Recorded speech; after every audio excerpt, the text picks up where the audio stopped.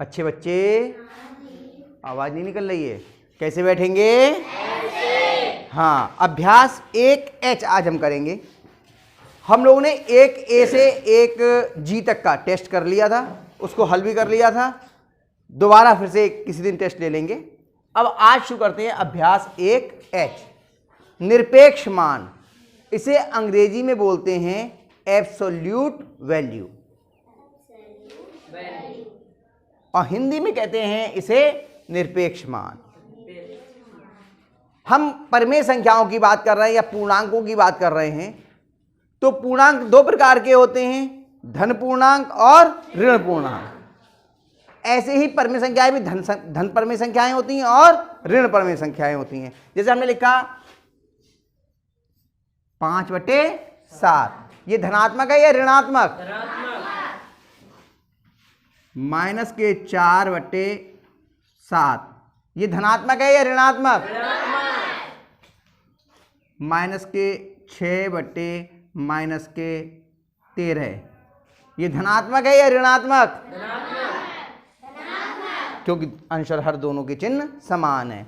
या हम लिखें 7/-11, ये धनात्मक है या ऋणात्मक? तो हमने देखा दो तरह की परमेय संख्याएं होती हैं, कुछ धनात्मक होती हैं और कुछ ऋणात्मक। निरपेक्ष मान क्या कहता है? किसी भी परमेय संख्या के संख्यात्मक मान को हम निरपेक्ष मान कहते हैं, यानी कि उसका चिन्ह से कोई मतलब नहीं है। चाहे वो धनात्मक हो और चाहे ऋणात्मक, उसका मान हमेशा धनात्मक ही होगा। समझने की कोशिश करें। केवल संख्यात्मक मान, जैसे हम इसका संख्यात्मक मान कहें, संख्यात्मक मान इसका कितना है? 5/7। इसका संख्यात्मक मान कितना है? चिन्ह छोड़ दीजिए, इसका कितना है? इसका कितना है? यही आपका निरपेक्ष मान हो गया। यानी किसी भी परमेय संख्या का जो संख्यात्मक मान है वही उसका निरपेक्ष मान होता है। निरपेक्ष मान को प्रदर्शित करने के लिए हम दो जो चिन्ह बनाते हैं, दो सीधी एकदम रेखाएं खींचते हैं, सरल रेखाएं एकदम एक दूसरे के समानांतर। ये मापांक का चिन्ह भी कहलाता है। इसी के अंदर लिखी हुई संख्या जो है वो आपकी निरपेक्ष मान उसका निकालना होता है। जैसे हमने लिख दिया 5/12, 5/12 का निरपेक्ष मान कितना होगा? 5/12। आ रही बात समझ में? ये लिखा होता माइनस का 7/8, इसका निरपेक्ष मान कितना होगा? 7/8। हमें कुछ लिखने की जरूरत नहीं है, जैसे ही ये चिन्ह लग गया इसका मतलब है कि हमें इस संख्या का निरपेक्ष मान बताना है। अब बात आती है शून्य की। शून्य ना तो धनात्मक होता है ना ही ऋणात्मक, तो इसका निरपेक्ष मान कितना होगा? क्योंकि इससे मतलब ही नहीं है कि इन लाइनों के बीच में धनात्मक संख्या लिखी है या ऋणात्मक, आपका हमेशा कैसा आएगा? धनात्मक। आ रही बात समझ में? ये केवल परमेय संख्याओं पे ही नहीं, पूर्ण संख्याओं पे, पूर्णांकों पर भी ये नियम लागू होता है। ये नियम पूर्णांकों पे भी लागू होता है। मान लीजिए लिखा होता माइनस का 7, बताइए कितना हो जाता? 7। इतनी बातें समझ में आ गई? पक्का? अभ्यास बस ये कर लिया तो अभ्यास का पहला सवाल हल हो गया आपका। अब करेंगे तो आप अभ्यास का पहला सवाल हल हो जाएगा। हाँ, चलिए इसको मिटा देते हैं, ठीक, उसके बाद में अभ्यास को शुरू करते हैं।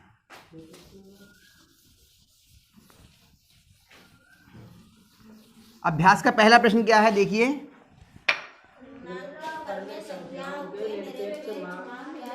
निरपेक्ष मान ज्ञात करने हैं।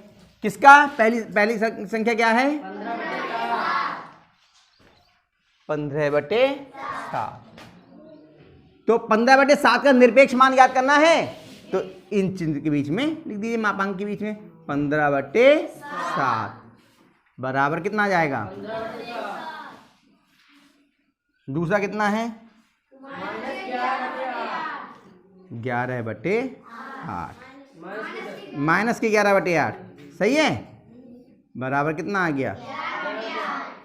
सुमन आ गया सही। 11/8 आएगा ना, या माइनस का 11/8 आएगा? 11/8, क्योंकि ये चाहे धनात्मक हो चाहे ऋणात्मक, इसका मान हमेशा कैसा आएगा? धनात्मक। तीसरी क्या है?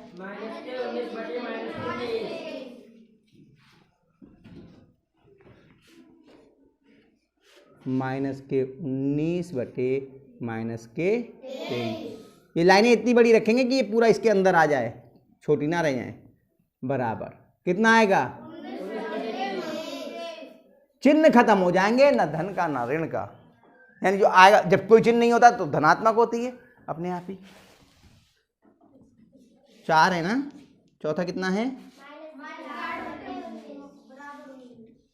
हैं बराबर 19। कौन है भाई? अंकुर? कौन? हर्षित? क्या कर रहे बेटा? -8/19 बराबर कितना आ जाएगा? हर्षित ही बताएगा। आप बताओ कितना आएगा? 8/19। तो आता तो सही है, सीधे उत्तर बोलने लगा था, क्यों हैं? मेरे प्रश्न रहने दो, सीधे उत्तर लिख लो। आगे सबकी समझ में तो सही है, इसको उतार लीजिए आप लोग। तो ये जो दूसरा सवाल है, सरल कीजिए। इसमें देखिए ये मापांक का चिन्ह बना हुआ है, यानी कि इसका हमें निरपेक्ष मान ज्ञात करना है। लेकिन यहां पर परिमेय संख्या नहीं दी है, बल्कि एक संक्रिया के साथ में परिमेय संख्या दी है, यानी कि हमें 3/5 में से 2/3 को घटाना है। तो इसको करने के लिए पहले हम इसको हल कर लेंगे और इस चिन्ह को ऐसे ही लगा रहने देंगे। जब यह हल हो जाएगा, अंत में फिर हम उसका निरपेक्ष मान ज्ञात करेंगे। ठीक है, तो ऐसे ही इसको करना शुरू करते हैं। करने का तरीका देखिए, 5 और 3 का लासा कितना होगा? देखिए निकाल लेते हैं। 5, वैसे तो 5 और 3 दोनों ही अभाज्य संख्याएं हैं, अपने आप ही 5 दिया 15 आ जाएगा, लेकिन हम करके देख लेते हैं। 3, 5 नहीं कटता ऐसे, 3 एकम 3, 5 से 1, 1, तो लासा कितना हो गया? लासा बराबर 3 × 5 = 15 आ गया। लासा कितना हो गया? 15। अब 5 तियां 15, 3 बार गया, 3 तियां 9। क्या नियम होता है? हर से इसको भाग कीजिए, जो आए उसकी अंश से गुणा करके यहां लिख दीजिए। हम लोगों ने पीछे सीखे, बीच बीच में इसलिए बोलता हूं ताकि आपको याद आता रहे। आरती दिखाई दे रहा है? ठीक। माइनस 3 पंजे 5 बार गए, 5 दूनी 10।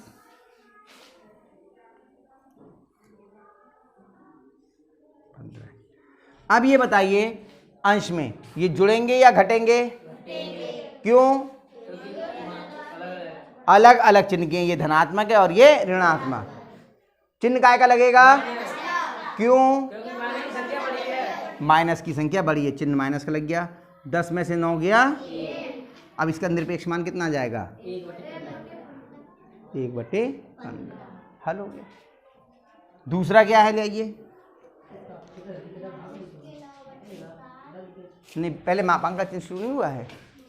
-9/7 प्लस 11/3। चलो ये सवाल तो सरल सा लग रहा है, कोई जना अपने आप करेगा इसे? करोगे? आ जाओ, आज टेंशन आओ, करो जल्दी से, तेजी से आओ। हाँ हाँ, इसी के नीचे करना शुरू कर दो।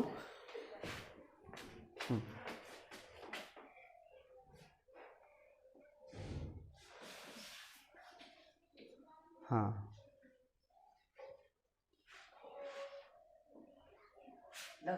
हाँ, अगर सीधे कर सकते हो सीधे लिख दो। कितना आएगा लासा? 21। हाँ लिखो। हाँ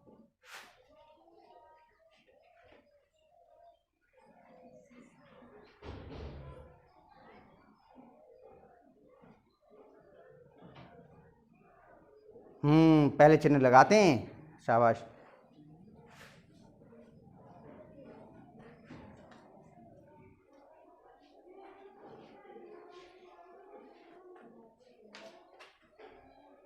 शाबाश।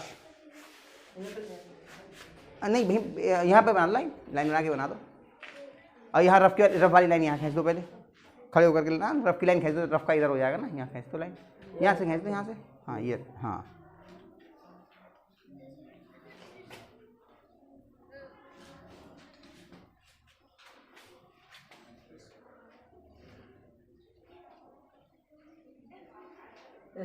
हाँ घटा लीजिए, ऊपर करो, रफ वाले हिस्से में करो, हाँ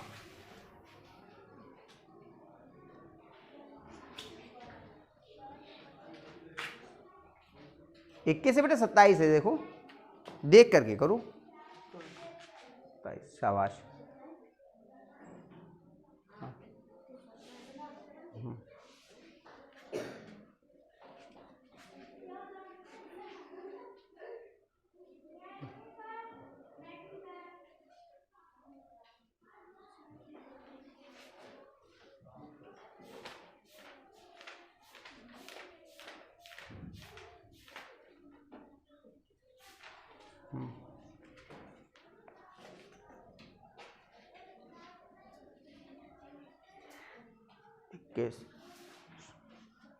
शाबाश, बहुत बढ़िया।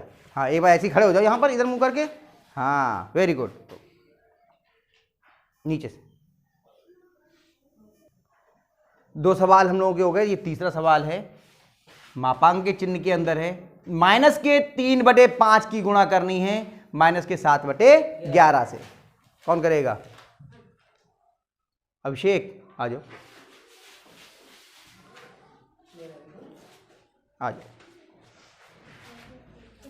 सवाल शुरू करने से पहले, ये सवाल हमने किताब में से ज्यों का त्यों उतारा है। सवाल क्या सही लिखा है? नहीं। क्या कमी है?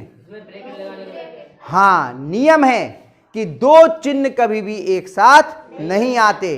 यहां पर माइनस का 7/11 और गुणा का चिन्ह एक साथ आ रहे हैं, माइनस का और गुणा का, तो ये किस में लिखी होनी चाहिए थी? ब्रैकेट में। माइनस की संख्याओं को इसीलिए शुरू में हम ब्रैकेट में लिखते हैं। लो करो, पहले सही से लिखो, उसका सवाल करो।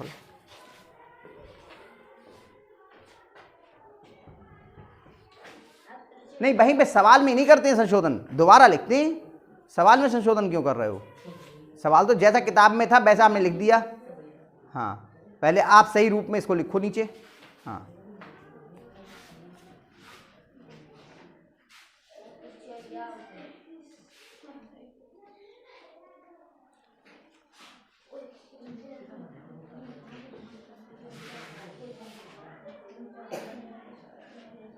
बराबर का चिन्ह लगाओ उधर। हाँ, देखिए सही तरीका ये है सवाल लिखने का, ठीक है। अब करिए, पहले किसकी गुणा होगी? हाँ, शाबाश।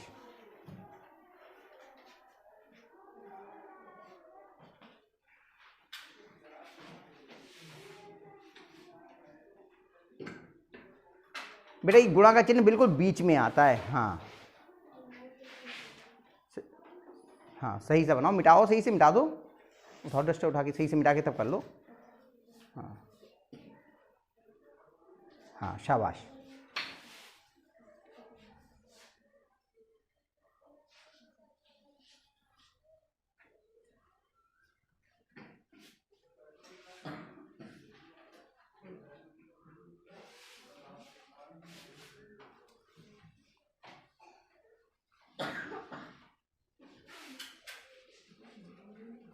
नीचे की लाइन मिटाओ, सही से मिटा दो, डस्टर से साफ करके आराम से लिख दो, थोड़ा ऊंचा करके लिख दो, मिटाओ सही से। अभी भी रहेगा नीचे का मिटेगा। अरे उल्टा डस्टर पकड़े हो मेरा बेटा।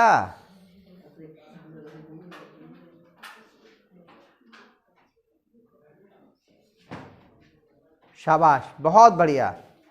आया समझ में? 5 का पहले वाले 5 के ऊपर डंडा रह गया, देखो वो भी मिट गया है। 5 के पहले वाले 5 के ऊपर, अरे नीचे ही भाई, 55 में पहला 5 जो है दाही वाला। हाँ सही है, शाबाश, बहुत बढ़िया। चलिए उतार लीजिए इसको।